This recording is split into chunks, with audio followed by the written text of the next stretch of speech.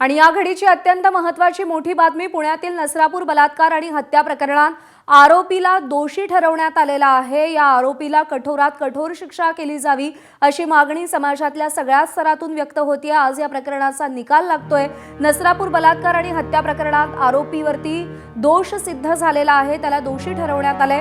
Fast track कोर्टामध्ये ही केस चालवण्यात आली। तातडीनं याची सुनावणी देखील पार पडलेली आहे। 21 तारखेला सुनावणी पार पडली, सुरू झाली आणि 20 जूनला सुनावणी पूर्ण झाली। आज 25 जूनला या संपूर्ण प्रकरणाचा निकाल येतोय। बलात्कार प्रकरणी आरोपी भीमराव कांबळे हा दोषी आहे। 3.5 वर्षाच्या चिमुकलीवरती त्यानं बलात्कार केला, तिची हत्या केली। ती आपल्या कुटुंबियांकडे भोर तालुक्यामध्ये सुट्टीसाठी आलेली होती आणि त्याच वेळी तिला भुलवून फसवून तिला एका गोठ्यात नेण्यात आलं आणि तिच्यावरती अत्याचार करण्यात आला, तिची हत्या करण्यात आली। मिकी घई आपले प्रतिनिधी आपल्याला अधिक अपडेट देतील। मिकी, आरोपीला दोषी ठरवण्यात आलेला आहे, काय अपडेट आहे सुनावणी संदर्भात?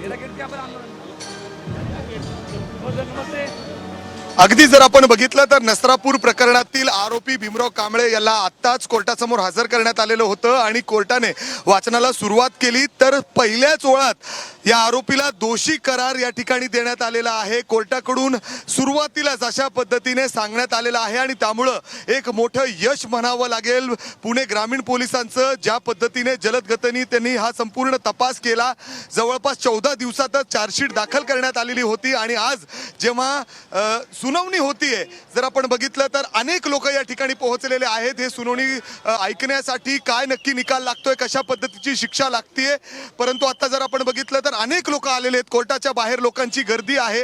दादा, तुम्ही हे चिमुकलीचा निकाल ऐकण्यासाठी इथं आलेला आहात। कोर्टाने आता सांगितले या आरोपीला दोषी करार देण्यात आलेला आहे। अजून त्याच्याबद्दल काही आम्हाला माहिती आलेली नाही, पण नक्कीच आम्ही दोषीला शिक्षा देण्यासाठी आम्ही फाशीची शिक्षेची सुरुवातीपासून मागणी होतीये।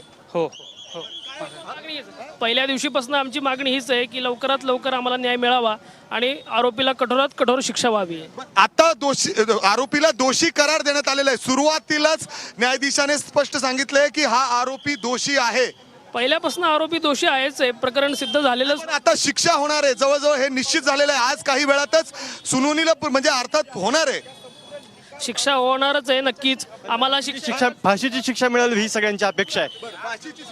फाशीची शिक्षा मिळावी हीच विनंती। हेच कोर्टाला आम्ही पहिल्यापासूनच विनंती करत आलो की ह्या आरोपीला फाशीची शिक्षा हीच व्हायला पाहिजे। अर्थात जर आपण बघितलं तर फाशीची शिक्षा मिळावी ही मागणी या ठिकाणी होतीये। त्याच वेळी जर आपण बघितलं तर ज्या पद्धतीने कोर्टासमोर हजर केल्यानंतर अर्थात आपण बघितलं तर मुख्यमंत्री देवेंद्र फडणवीस यांनी देखील या संपूर्ण केस संदर्भात माहिती घेतलेली होती। प्रत्येक अपडेट ते या ठिकाणी घेत होते।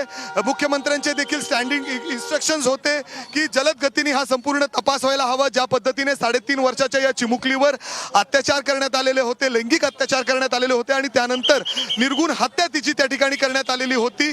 आणि आपण जर बघितलं तर 112 पानी जो दोषारोप पत्र आहे तो कोर्टात फक्त 14 दिवसात अर्थात दाखल करण्यात आलेला होता आणि त्यानंतर 55 लोकांची साक्ष या ठिकाणी घेण्यात आलेली होती आणि त्याचाच आज निकालाचं वाचन या ठिकाणी होतोय।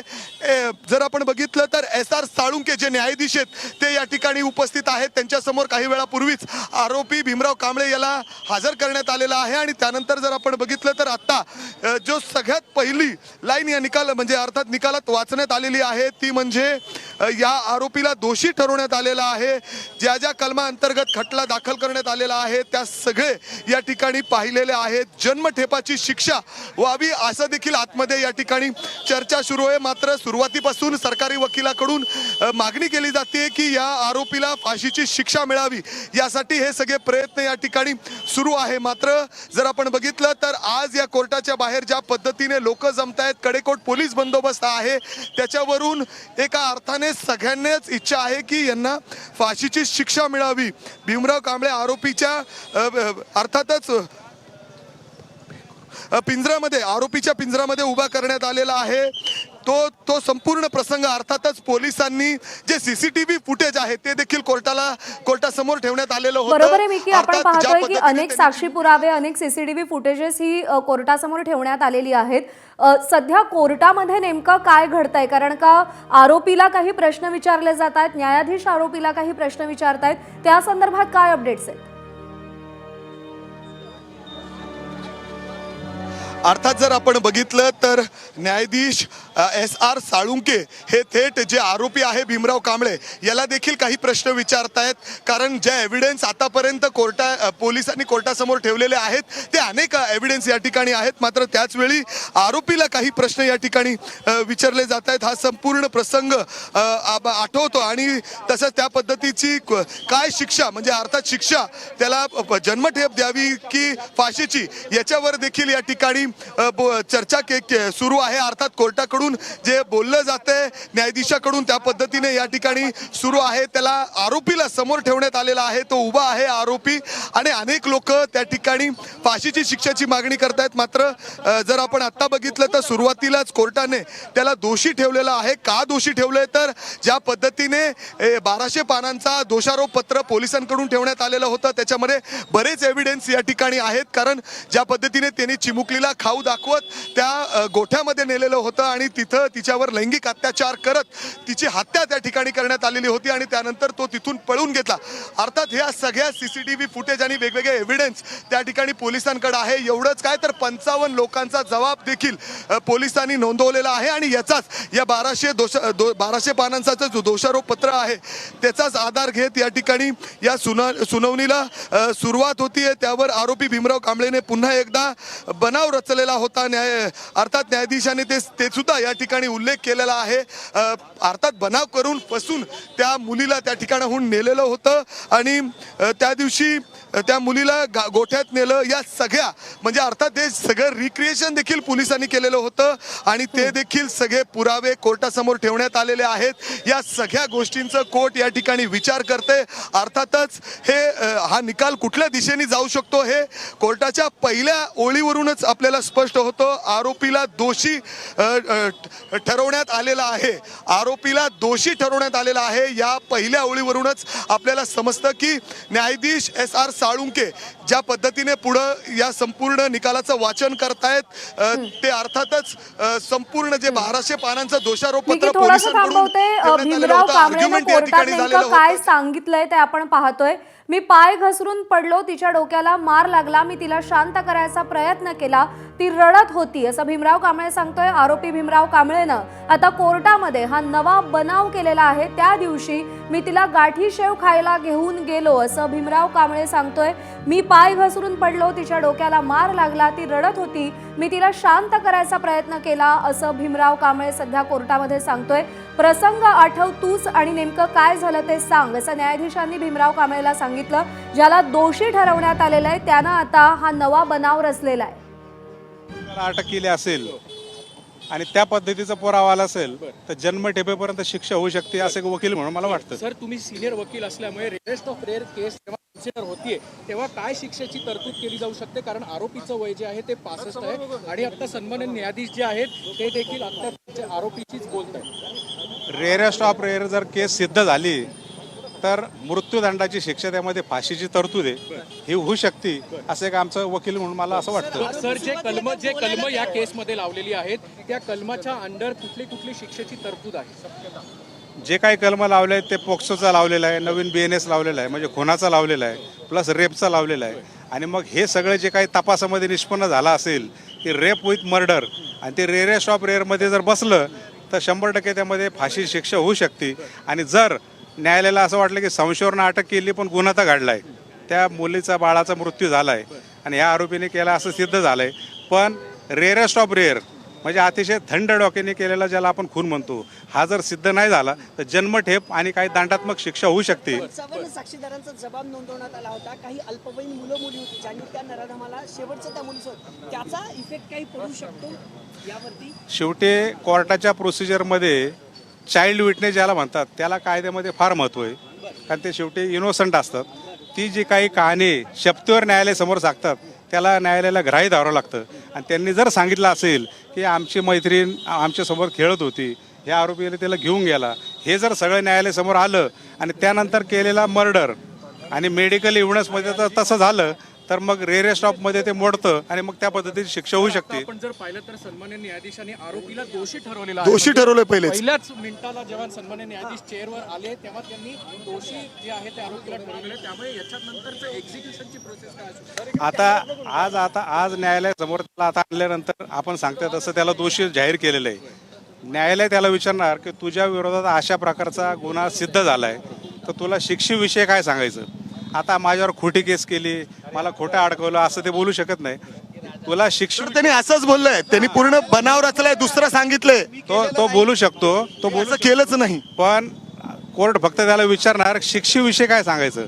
त्यावेळेला ते फक्त आरोपी सांगणार की माझा वयाचा विचार करून काय असेल ते आपण शिक्षा द्यावी आणि त्या प्रमाणात जसा पुरावा आलाय त्या पद्धतीने न्यायालय त्याला शिक्षा करणार. सर आतापर्यंत झालेल्या न्यायालयाच्या इतिहासात हा जलद गतीने खटला बनू शकतो का? अतिशय स्वागतार्ह बाब आहे. हल्लीच्या काळामध्ये आपण बघतो की लहान मुली असतील, महिला असतील, जे अत्याचार वाढलेत, फक्त आपण स्टेटमेंट ऐकतो की फास्ट ट्रॅक कोर्टामध्ये केस चालली पाहिजे. हे एक मूर्तिमंत उदाहरण आहे. पोक्सो ॲक्ट जर आपण पाहिला तर पोक्सो कायद्यामध्ये 30 दिवसात दोषारोपपत्र दाखल करून 1 वर्षात केसचा निकाल लागावा ही देखील वस्तुस्थिती आहे. पण तसं होताना दिसत नाहीत. आपण जर खोलात गेलो तर अनेक 5-5, 6-6 वर्ष केसेस या टाईपचे पेंडिंग आहेत आणि त्या धर्तीवर हा निकाल जर 55 दिवसात येत असेल तर समाजाच्या दृष्टीने, पोलीस प्रशासन असेल, आमची न्यायव्यवस्था असेल, या सगळ्यांच्या दृष्टीने स्वागतार्ह बाब आहे. आणि इथून पुढं एक त्याला असं एक उदाहरण घालून दिलं आपल्याला, त्याला असं म्हणता येईल. जर आपण बघितलं अर्थात जर आपण बघितलं तर यामध्ये खूप महत्त्वाची काही गोष्ट समोर आलेली आहे. न्यायाधीशांनी स्पष्ट सांगितलेलं आहे ज्या ज्या कलमा अंतर्गत हा संपूर्ण खटला चालवण्यात आलेला आहे तो म्हणजे त्यातले 2 जे गुन्हेमध्ये आहेत ते फाशीची शिक्षा होऊ शकते असं तरतूद आहे. एका गुन्ह्यामध्ये जन्मठेप होण्याची तरतूद आहे तर एकामध्ये 14 वर्षाची शिक्षाची तरतूद आहे. अर्थात न्यायाधीशाने हे स्पष्ट केलेलं आहे.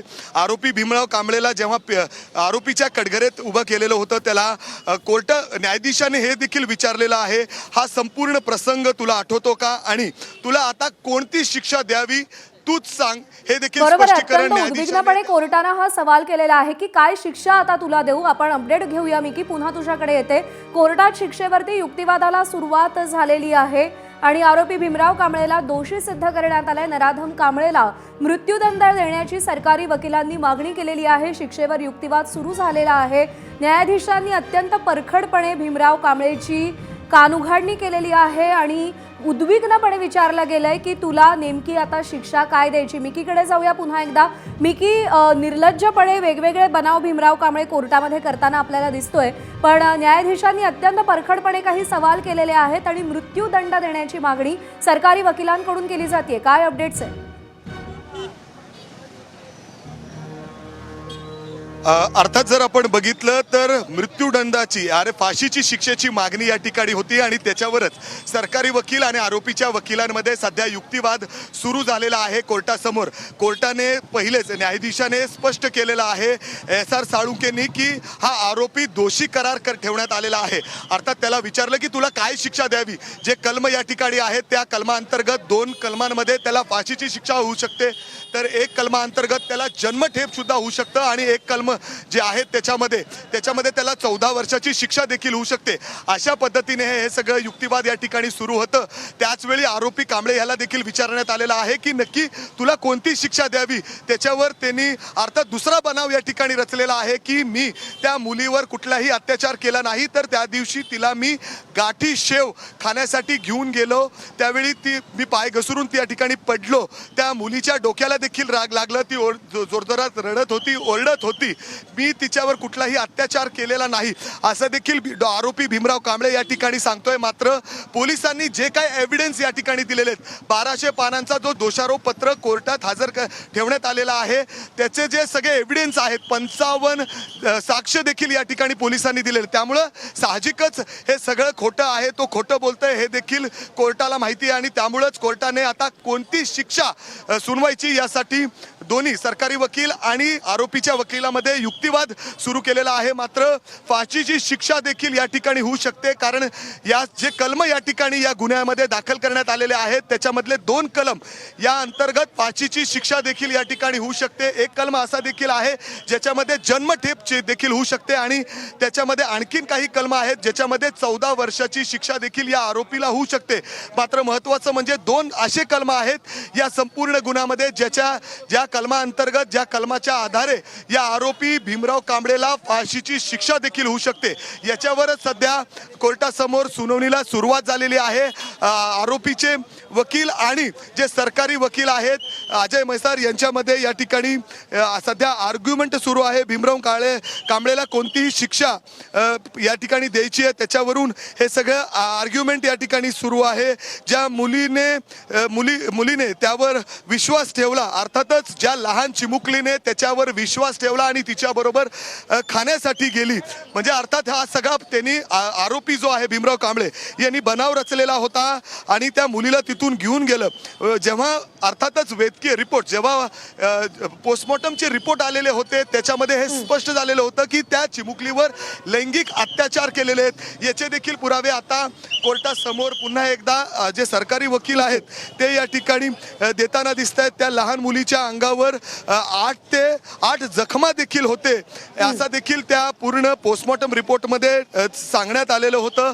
ते सगळं पुन्हा एकदा कोर्टाच्या समोर सरकारी वकील या ठिकाणी मी पुन्हा येते तुझ्याकडे. नेमकं कोर्टामध्ये काय सांगितलं गेलं, काय सध्या युक्तिवाद होतोय त्याचे अपडेट घेऊया. पुन्हा एकदा तुझ्याकडे येते. विविध प्रकारे लैंगिक अत्याचार केल्याचं वैद्यकीय तपासणीत सिद्ध झालंय. त्या लहान मुलीच्या अंगावर आरोपीकडून 18 जखमा करण्यात आल्याचं सरकारी वकिलांनी सांगितलंय. भीमराव कांबळेला पश्चाताप नाही, तो दयेच्या लायकीचा नाही असं सरकारी वकील युक्तिवाद करतायत. ज्या मुलीनं विश्वास ठेवला तिच्यावरती 39 मिनिटं तिच्यासोबत घृणास्पद प्रकार आरोपी भीमराव कांबळेनं केल्याचं सरकारी वकिलांकडून सध्या सुनावणी दरम्यान सांगितलं जातंय. अत्यंत नीच असं कृत्य भीमराव कांबळेनं केलेलं आहे आणि त्याला कठोरात कठोर शिक्षा व्हावी अशी मागणी समाजातल्या प्रत्येक स्तरातून सध्या व्यक्त होतीये.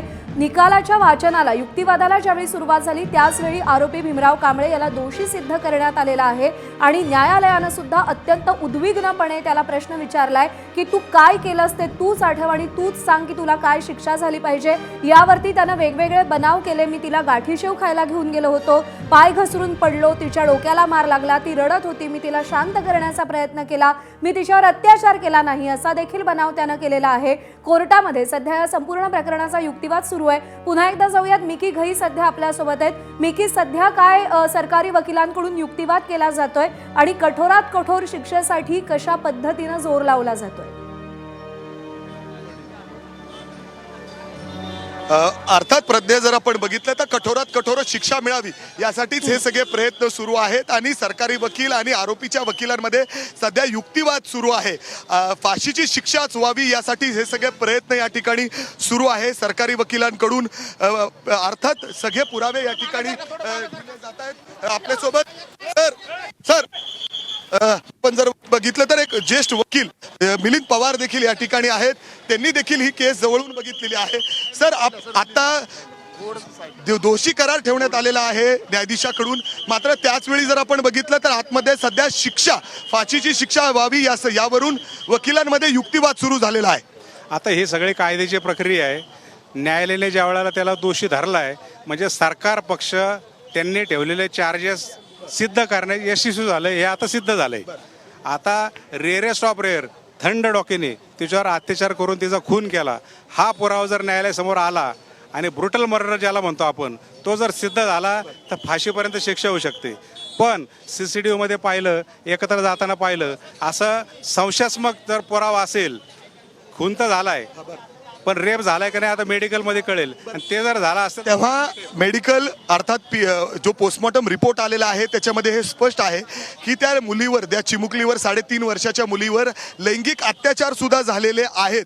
मात्र आता जर आपण बघितलं तर याच्यावरून सगळे पुरावे पुन्हा एकदा सरकारी वकिलाने न्यायाधीशासमोर ठेवलेले आहेत. आता यामध्ये एकंदरीत या केसची पार्श्वभूमी अशी की या आरोपीवर पूर्वी पण गुन्हे होते. मग याने थंड डोक्याने सेम टाईपचा गुन्हा परत ह्या बाळावर केला असेल, लैंगिक अत्याचार सिद्ध झाले असतील, ब्रुटल पद्धतीचा मर्डर झाला असेल, सिद्ध झाला असेल, तर मग त्याला फाशीपर्यंत शिक्षा होऊ शकतं असं एक वकील म्हणून मला वाटतं. सर त्या लहान मुलीच्या अंगावर जवळपास 18 वन होते, म्हणजे अर्थात या लहान मुलीला जेव्हा लैंगिक अत्याचार झाले, जवळपास गोड बोलून तिला खाऊ देऊन त्या गोठ्यात घेऊन गेला, जवळपास 40 मिनिटं तिच्यावर अत्याचार, निर्घृण अत्याचार त्या ठिकाणी त्यांनी केलेले आहेत. हे सगळे पुरावे पोलिसांनी कोर्टासमोर दिलेले आहेत, चार्जशीटमध्ये सुद्धा मांडलेले आहेत, काही CCTV फुटेज देखील दिलेत. आता कसं आहे की शेवटी कायद्याची प्रोसिजर अशी आहे की जरी पुरावे असले तर ते पुरावे न्यायालयासमोर मांडण्याची प्रक्रिया पद्धत वेगळी असते.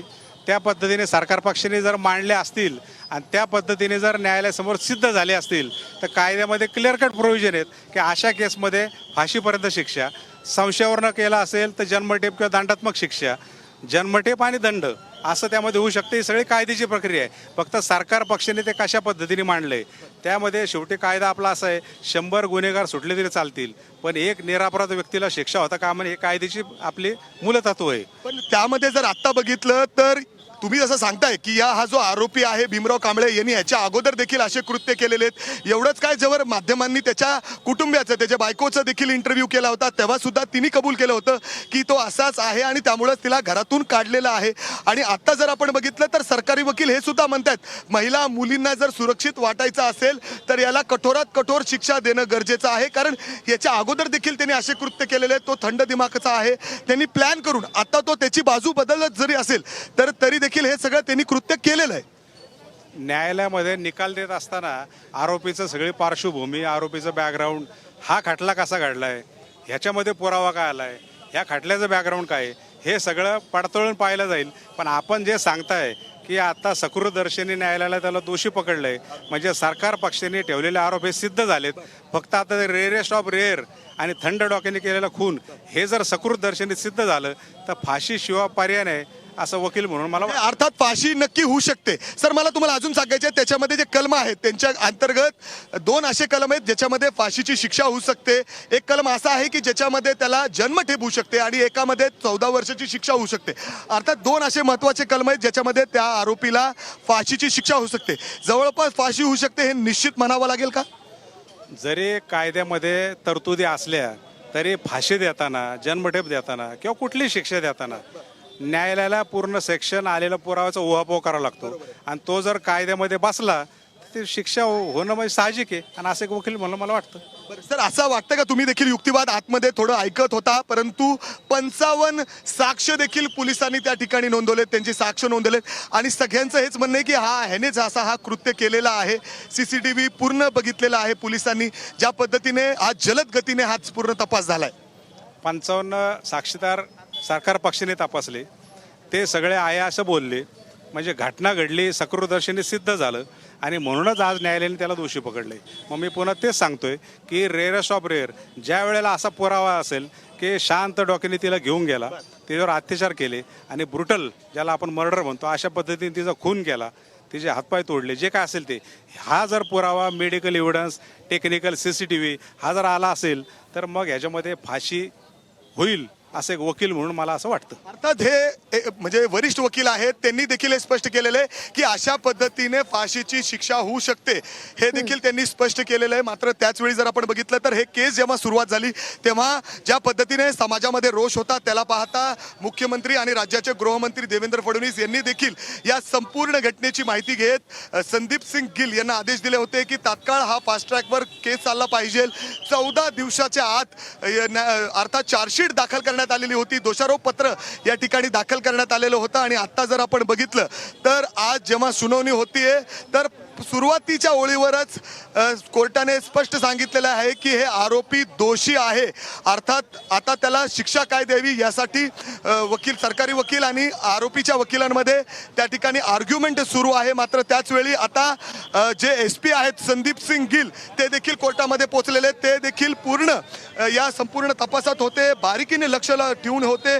आणि आज जेव्हा या निकालाचं वाचन होतंय स्वतः SP संदीप सिंग गिल देखील आतमध्ये पोहोचलेले आहेत. मात्र महत्त्वाची जी माहिती आता समोर येते त्या आरोपीला शिक्षा न म्हणजे अर्थात काय द्यायची याच्यावर सुरू आहे. मात्र कलम जे सांगतायत त्यानुसार आणि तज्ज्ञ जे सांगतायत फाशीची शिक्षाच त्याला सुनावली जाऊ शकते अशी देखील शक्यता आहे. कारण आणि एक ऐतिहासिक राज्यामध्ये ज्या पद्धतीने महिला मुली सुरक्षेचा प्रश्न ऐरणीवर आहे त्याला देखील जर उत्तर द्यायचं असेल, त्याला जर त्यांना सेफ फील करवायचं असेल तर अर्थात अशा घटनांमध्ये आरोपीला कडक शिक्षा व्हावी, एक धडा शिकवायला हवा अशा पद्धतीने वकिलांनी स्पष्ट केलेलं आहे. आणि त्यामुळं त्याला फाशीचीच शिक्षा व्हावी अशी मागणी या ठिकाणी होतीये.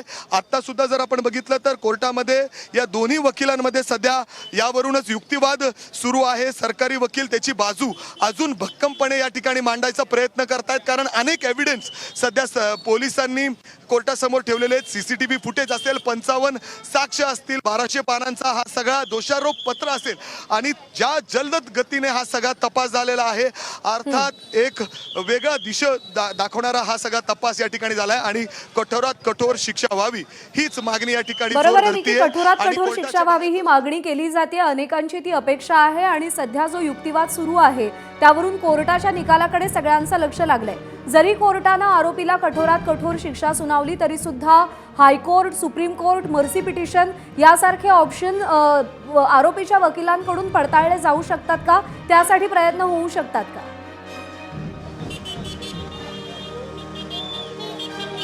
अर्थात जर आपण बघितलं तर आरोपीच्या वकिलाकडून त्यांची बाजू देखील या ठिकाणी मानली जाते. अर्थात जेव्हा न्यायाधीशाने SR साळुंके न्यायाधीश साहेबांनी थेट आरोपीला तेव्हा विचारलं तू हे सगळं केल्यानंतर तुला आता कुठली शिक्षा द्यावी असं विचारलं असतं, त्यांनी पूर्ण बनाव रचत पुन्हा एकदा आतमध्ये कोर्टाच्या समोर तो खोटं बोललाय की मी हे सगळं केलेलंच नाही. त्या मुलीला मी खाऊ देण्यासाठी अर्थात जे गाठी आहेत बेसन शेव ती देण्यासाठी गेलेलो होतो, त्याच्यानंतर तिला दिलं आणि जाताना मी तिथं पडलो. त्या मुलीच्या डोक्याला देखील लागलं, ती आरडाओरडा करायला लागली, रडायला लागली. तिला समजवण्याचा प्रयत्न करत होतो, तिला गोड बोलत होतो. मात्र त्याच वेळी त्या आरोपी भीमराव कांबळेंनी त्या चिमुकलीला जवळच्या गोठ्यात नेलं ज्या ठिकाणी अर्थात त्यांनी हा सगळा प्लॅन केलेलं होतं आणि तिथं घेऊन जाऊन तिच्यावर लैंगिक अत्याचार केले. एवढंच नाही तर जेव्हा ती मुलगी आरडाओरडा करत होती तर तिला तिथं निर्गुण हत्या देखील केली आणि तिथून तो पळून गेलेला आहे. हे सगळं काही बरंच काही एव्हिडन्स पोलिसांकडे आहे आणि त्यामुळंच जे सरकारी वकील आहेत ते सातत्याने हेच कोर्टासमोर सांगतायत की या आरोपीला जास्तीत जास्त शिक्षा मिळावी जेणेकरून गुन्हेगार, गुन्हा करणारे जे इतर आरोपी आहेत त्यांना अर्थात एक चांगला संदेश जाईल. अशा पद्धतीचे जे गुन्हे होतात लहान मुलींवर, महिलांवर हे जे वाढतायत हे सगळं थांबेल. किंबहुना एक सुरक्षा समाजात मुलींवर, लहान मुलींवर ज्या पद्धतीने अत्याचार होतात ते कुठंतरी थांबतील, धडा मिळेल असं देखील या ठिकाणी सरकारी वकिलांकडून ठामपणे त्या ठिकाणी मांडलं जातंय. मात्र त्याचवेळी आता जज जे आहेत, न्यायाधीश जे आहेत ते नक्की काय शिक्षा सुनावतात याकडे सगळ्यांचं लक्ष लागलेलं आहे. मात्र अजून देखील युक्तिवाद आतमध्ये सुरू आहे. सरकारी वकील आणि आरोपीच्या वकिलांमध्ये अर्थात कशा पद्धतीने ही शिक्षा जन्मठेपर्यंत रोखता येईल असा प्रयत्न आरोपीच्या वकिलांकडून होताना दिसतोय. मात्र त्याचवेळी सरकारी वकील अजून देखील ठाम आहेत की या आरोपीला फाशीची शिक्षाच व्हावी.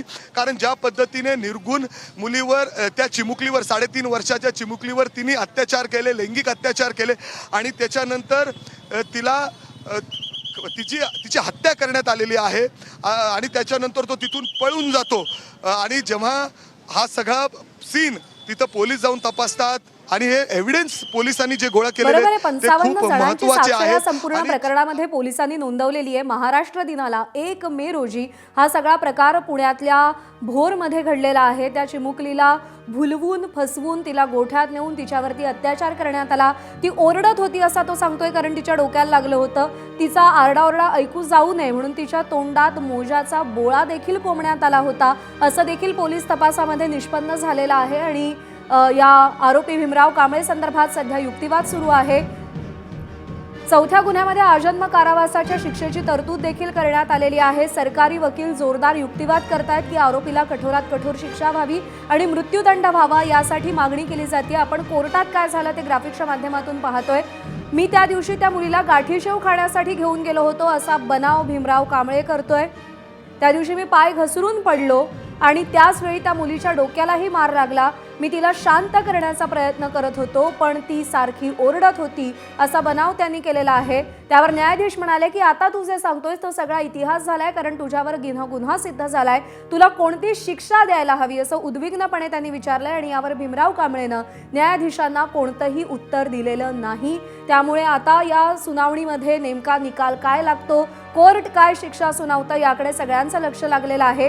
मृत्यूदंड होतो, जन्मठेपेची शिक्षा होते, या सगळ्या संदर्भात आपल्याला अपडेट जाणून घ्यायचे. तर सगळ्यात महत्त्वाचा पुरावा आपण पुन्हा एकदा मिकीकडे जाऊयात. मिकी, ज्या लहान मुलांनी साक्ष दिलेली होती तो पुरावा या संपूर्ण प्रकरणामध्ये किती महत्त्वाचा ठरतो? काय सांगितलं होतं त्या लहान मुलांनी? अर्थात जर आपण बघितलं तर प्रज्ञा कोर्टामध्ये वकिलाकडून, जे सरकारी वकील आहे त्यांच्याकडून युक्तिवादच्या दरम्यान पुन्हा एकदा हे सगळे पुरावे कोर्टाच्या समोर ठेवले जात आहेत, जेणेकरून कठोरात कठोर शिक्षा मिळावी. या आरोपीने ज्या पद्धतीने त्या मुलीवर लैंगिक अत्याचार केलेले होते, अर्थात गुन्हा करताना एखादा आरोपी 4 वेळा विचार करतो की आपण जे करतोय ते योग्य आहे का. अर्थात त्याच्या डोक्यामध्ये हे सगळं प्लॅनिंग असतं. आणि अर्थात जर आपण बघितलं तर पोलिसांनी जे एव्हिडन्स या ठिकाणी जमा केलेले आहेत त्याच्यामध्ये 55 एव्हिडन्स, म्हणजे अर्थात जे लोकांची साक्ष त्या ठिकाणी नोंदवलेली आहे त्याच्यामध्ये 55 बरोबर आहे. थंड डोक्यानं केलेला हा गुन्हा आहे असं सरकारी वकिलांकडून सांगितलं जात आहे.